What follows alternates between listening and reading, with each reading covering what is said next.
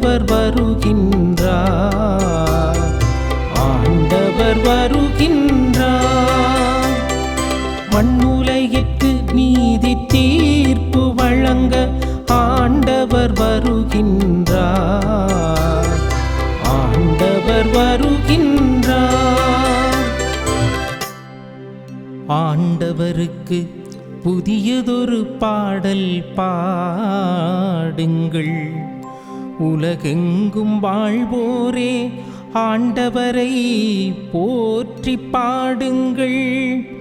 பிற இனத்தார்க்கு அவரது மாட்சியை எடுத்துரையுங்கள், அனைத்து மக்களினங்களுக்கும் அவர்தம் வியத்தகு செயல்களை அறிவியுங்கள், அறிவியுங்கள்.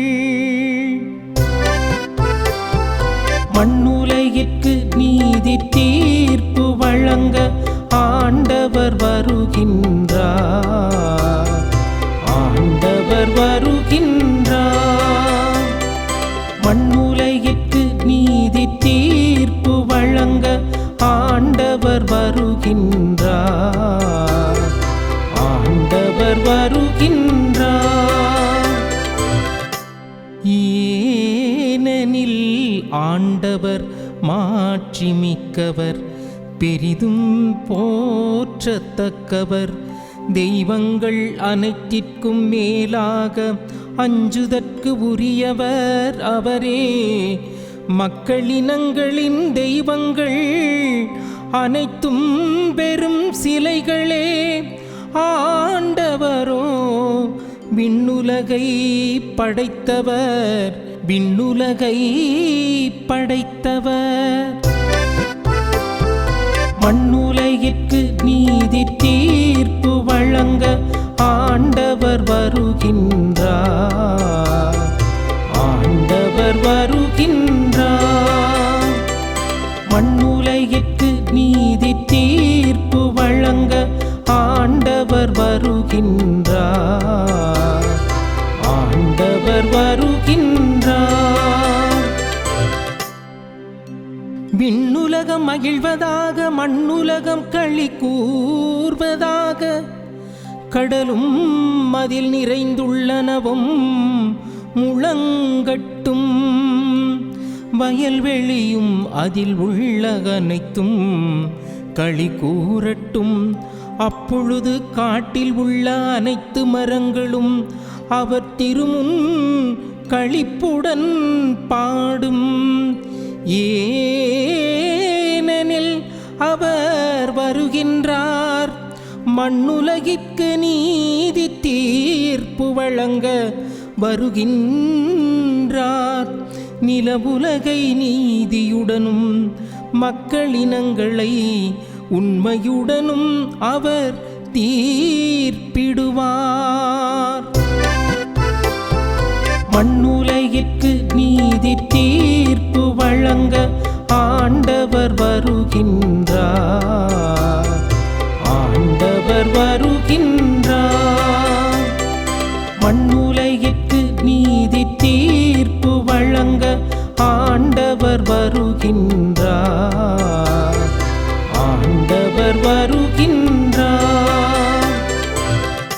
தந்தை, மகன், தூய ஆவியாரின் பெயராலே ஆமென். இயேசு கிறிஸ்துவின் அன்புமிக்க சகோதர சகோதரிகளை உங்கள் அனைவருக்கும் கிறிஸ்து இயேசுவின் அன்பு கணவன் வணக்கத்தை தெரிவித்துக் கொள்கின்றேன். இந்த திருப்பாடலானது 96ஆம் அதிகாரம் 1, 2, 3, 4, 5, 11, 12 மற்றும் 13. மக்களை, இந்த திருப்பாடலோட பின்னணி நமக்கு எல்லோருக்குமே தெரியும். 96வது ஆனது தாவீது அரசனுடைய பாடல். அவர் படைப்பனைத்தையும் இறைவனை ஒன்று சேர்ந்து புகழ வேண்டும் என்று அவர் ஆசைப்படுகின்றார். அதன்படி அவர் இயற்றிய இந்த பாடல் தான் இது. அப்போ பின்னணி எப்படி இதான் பார்க்கின்றோம். அப்போ 1ஆம் வாக்கியம், ஆண்டவருக்கு புதியதொரு பாடல் பாடுங்கள், உலகெங்கும் வாழ்வோரே ஆண்டவரை போற்றி பாடுங்கள், ஆண்டவரை போற்றி பாடுங்கள், அவர் பெயரை வாழ்த்துங்கள், அவர் தரும் மீட்பை நாள்தோறும் அறிவியுங்கள். அப்போ இறைவனை போற்றி பாடுங்கள் பாடுங்கள் சொல்லிட்டு 3 தடவை வருகிறது. அவன் 3 தடவை வருகிற சமயத்தில் திருச்சபை சொல்லித்தர ஒரு அர்த்தம் உண்டு. மூவரு கடவுளை வாழ்த்துவது, தந்தை, மகன், தூய ஆவி. அப்போ 3 பேரையும் ஒன்றாக சேர்ந்து வாழ்த்துவதுதான் இது பார்க்கின்றோம். அப்போ திருப்பாடல் ஆசிரியரோடு இணைந்து கொண்டு மூவரு கடவுளை நாம் வாழ்த்துவதும், இந்த காலை வேளையில் இந்த திருப்பாடல் வழியாக நாம் வாழ்த்துவதும் இன்னும் சிறந்ததாகும். படைப்பு அனைத்தும் தெய்வத்தை வாழ்த்த வேண்டும். எந்த நோக்கத்திற்காக? தெய்வம் செய்த ஒரு நன்மைகள். என்ன நன்மைகள்? அதான் முதல் வாக்கியம் என்னவென்று, ஆண்டவருக்கு புதியதொரு பாடல் பாடுங்கள். அப்படின்ற புதியதொரு பாடல் என்று சொல்கின்ற சமயத்தில் பழைய பாடல் ஒன்று உண்டு. அது என்ன பழைய பாடல்? தெய்வம் செய்த நன்மைகள். பழைய பாடலுக்காக அல்ல, பழைய காரியத்திற்காக அல்ல நீ இறைவனை புகழ்வதும் இறைவனை பாராட்டுவதும், மாறாக புதிய காரியம். ஒவ்வொரு நாளும் தெய்வம் புதிதாக்கி கொண்டே வருகிறார். அதை நான் வாசிக்கிறோம் இல்லையா? புலம்பல் புஸ்தகம் 3ஆம் அதிகாரம் 22, 23 திருவாக்கியங்களில் ஆண்டவருடைய பேரன்பு முடிவுக்கு வருவதில்லை, அவருடைய இரக்கம் தீர்ந்து போவதில்லை, காலைதோறும் அவை புதுப்பிக்கப்படுகின்றன, நீ பெரிதும் நம்பிக்கைக்குரியவர்.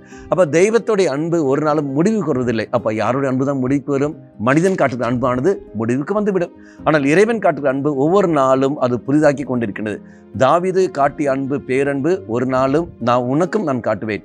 எஸ்ஐயா புஸ்தகம் 55ஆம் அதிகாரம் 3ஆம் வசனத்தில் வாசிக்கிறோம். தாவீதுக்கு நான் எப்படி ஒரு அன்பை காட்டினோ, எப்படி அவன் மேல் நான் பேரன்பை வைத்தனோ, அதே பேரன்பை உனக்கும் நான் காட்டுவேன். அப்படி என்றால் ஒவ்வொரு நாளும் புரிதுபடுத்திக் கொண்டே இருக்கிற தெய்வம். மீண்டும் தொடர்ந்து நாம் படிக்கிற சமயத்தில் அந்த 23ஆவது வாக்கியம், புலம்பல் புஸ்தகம் 2ஆம் அதிகாரம் 23ஆம் வாக்கியம், காலைதோறும் ஒவ்வொரு நாளும் நாம் புதுப்பிக்கப்படுகின்றன. அப்போ ஒவ்வொரு நாளும் புதுப்பிக்கப்படுகிறேன்னு சொல்லும்போது, நேற்று இருப்பது போல அல்ல இன்று, இன்று இருப்பது போல அல்ல நாளை, நாளை இருப்பது போல நாளை மறுநாள், ஒவ்வொரு நாளும் தெய்வம் புதிதாக மாற்றிக்கொண்டே வருகிறார். உதாரணம் எடுத்துக்கொள்ளுங்கள். இப்போ நான் இங்கே இருக்கின்றேன். என்னுடைய வயது என்ன? இப்போ ஒரு வயது 30, 40, 50, 60, 70 இத்தனை ஆண்டு காலமாக தெய்வம் காத்து கொண்டிருக்கின்றார். ஏன் இது புதிதாக செய்து கொண்டிருக்கிறார்? இன்றைக்காவது நீ என்னை ஏற்றுக்கொள்வாயா? இன்றைக்காவது நீ என்னை புரிந்து கொள்வாயா? இன்றைக்காவது நீ என்னை அனுசரித்துக் கொள்வாயா? இன்றைக்காவது உன்னுடைய வாழ்க்கையில் எனக்கு முக்கியத்துவம் தருவாயா என்று எதிர்பார்த்து கொண்டு தெய்வம் இருக்கின்றார். உதாரணம் இன்னும் சொல்ல போனால், எவ்வாறு ஒரு காதலன் தன் காதலியை சொந்தமாக்குவதற்காக, அந்த மகன் அந்த மகளை அடைவதற்காக அவன் ஒவ்வொரு நாளும் புதிய காரியங்களை செய்து கொண்டிருப்பான்.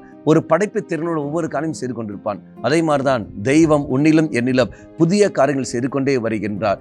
நீயும் நானும் அவரை சொந்தமாக்க வேண்டும் என்பதற்காக. அப்போ அந்த புதிய காரியங்கள் நாம் சொந்தமாக்கின பொழுது, தெய்வத்தை சொந்தமாக்கின பொழுது, தெய்வம் செய்த ஓரோ நன்மைகளை நினைத்து கொண்டு நாம் நன்றி சொல்லிக் கொண்டிருப்போம். அப்போ ஆண்டவரே, ஒரு புதிய காரியம் என் வாழ்க்கையில் நீ செய்திருக்கின்றே, நன்றி தெய்வம் கொண்டு நன்றி சொல்லி போய்கொண்டே இருப்போம். இதை நாம் பார்க்கின்றோம். அப்போ எப்படி நம்முடைய வாழ்க்கையில் நன்றி சொல்ல முடியும்? ஒவ்வொரு நாளும் காலை எழுந்த உடனே, ஆண்டவரே புதிய நாளை நீ தந்திருக்கின்றேன், நன்றி ஆண்டவரே. இன்று நான் செய்ய போகின்ற மகத்தான காரியம், இன்று நான் செய்ய போன்ற பல காரியங்கள், அந்த காரியத்துக்கள் நீ வெற்றி தரவிருக்கின்றாயே, நன்றி ஆண்டவரே. இதோ இளைஞர்கள் சொல்வார்கள், நான் இன்று இன்டர்வியூக்கு போகின்றேன், அந்த இன்டர்வியூ நல்லபடியாக நடப்பதற்கு நீ எனக்கு வெற்றி தருகின்றாயே, நன்றி ஆண்டவரே. இதோ நான் இன்று பிசினஸ் தொழில் செய்ய போகின்றேன், அந்த தொழிலில் பல தடை இருந்தன, ஆனால் ஒரு நபரை நான் சந்திக்க போகின்றேன், அந்த தடை நீ எடுத்து மாற்றப் போகின்றாயே, நன்றி ஆண்டவரே. நான் நோயோடு இருக்கின்றேன், நான் ஆஸ்பத்திரி போகின்றேன், எனக்கு அதற்கு அந்த மருத்துவர் வழி எனக்கு குணத்தை தரவிருக்கின்றாயே, நன்றி ஆண்டவரே.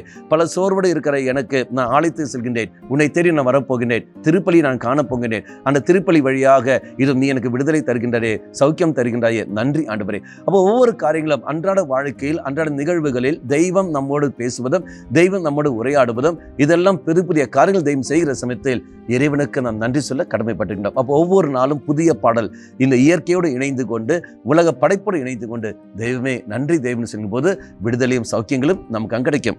இரண்டாவது நாம் பார்க்கிற 3ஆவது வாக்கியத்தில், பிற இனத்தாருக்கு அவரது மாட்சியை எடுத்துரைங்கள். பிற இனத்தார் என்று சொல்லும்போது யார் அவர்கள்? நம்பிக்கை இல்லாதவர்கள். அது கத்தோலிக்கராக இருக்கலாம், கத்தோலிக்கர் அல்லாதவனாக இருக்கலாம், யார் வேணாலும் இருக்கலாம், எப்படி வேணா இருக்கலாம். நம்பிக்கை இல்லாதவர்கள் யார் வேணா இருக்கலாம், குருவாக இருக்கலாம், குரு அல்லாதவரும் எப்படி வேணா இருக்கலாம். அப்படி இருக்கிற சமயத்தில் அந்த பிற இனத்தவருக்கு நீ என்ன செய்ய வேண்டும்? இறைவனுடைய மாட்சியை எடுத்து வைக்க வேண்டும். எப்படி? இறைவன் நம்முடைய வாழ்க்கையில் சில நன்மைகளை அது எடுத்து செல்லும் போது தெய்வம் அங்கு மகிமைப்படுகின்றார். அப்போ பார், என்னுடைய வாழ்க்கையில் தெய்வம் சில நன்மைகள் எவ்வளவு இருக்கின்ற பாருன்னு சொல்லிட்டு தெய்வத்தை நாம் மகிமைப்படுத்தி நாம் போக முடியும். அதே மாதிரித்தான் அனைத்து மக்களினங்களுக்கும் அவர் தம் வியத்தொகை செயல்களை அறிவியுங்கள். அப்படி என்றால் என்ன அர்த்தம்? எல்லா மக்களினத்திற்கும், எல்லா மக்களுக்கும் நீயும் நானும் நன்மைகள் எடுத்து சொல்ல வேண்டும். தெய்வம் நம்முடைய வாழ்க்கை செய்த நன்மைகள் அதெல்லாம் எடுத்து சொல்கின்ற பொழுது அங்கு நமக்கு விடுதலையும் சௌக்கியம் நமக்கு கிடைக்கும். ஒன்று, இறைவனை மகிமைப்படுத்த வேண்டும். இரண்டாவது, சாட்சியாக நாம் மற்றவர்களுக்கு எடுத்து உரைக்க வேண்டும். இதான் தெய்வம் விரும்புவது. அப்போ திருப்பாடல் ஆசிரியருடன் இணைந்து கொண்டு, தாவீதோடு இணைந்து கொண்டு, படைப்பு அனைத்தும் மக்களுடன் இணைந்து கொண்டு நீ நானும் தெய்வத்தை வாழ்த்துகிற சமயத்தில் அந்த நாள் மிகவும் அபிஷேகம் இருந்த ஒரு நாளாக மாறும். கண்களை மூடிக்கொள்ளுங்கள், இறை சந்நிதியில் மன்றாடுவோம். நல்லவனாய் தெய்வமே, நீர் எங்களுக்கு ஒரு புதிய நாளை நீர் எங்களுக்கு தந்திருக்கின்றீர். இந்த புதிய பாடல் நான் பாடுகிற சமயத்தில் என்னுடைய வாழ்க்கையில் சில எத்தனையோ நன்மைகள், இதை இந்த நாளில் நீ செய்ய போகிற அனைத்து காரியத்துக்கான நன்றியோடு நான் ஸ்துதிக்கின்றேன், ஆராதிக்கின்றேன், நன்றி செலுத்துகின்றேன். நல்லவனாய தெய்வமே, இதோ இந்த நாளில் திருப்பாடல் ஆசிரியரோடு இணைந்து கொண்டு என் நன்றிகளையும் பாராட்டுகளையும் தெரிவிக்கிற சமயத்தில் நீ ஏற்றுக்கொள்ளும். ஒவ்வொரு நாளும் என்னை வழிநடத்தி கொண்டிருக்கிறவர் நீர். நான் என்றும் உன்னை மட்டுமே மையப்படுத்தி வாழவும், உன்னைக்கு மட்டுமே வாழ்க்கை அர்ப்பணித்து வாழவும் நீரே எனக்கு துணை புரியும். அம்மா மாதாவே, தெய்வ மாதாவே, எங்கள் மாதாவே, என் அன்னையே, விசேஷமாக எங்களுக்காக பரிந்து பேசும். ஆமேன். தந்தை, மகன், தூய ஆவியாரின் பெயராலே ஆமேன்.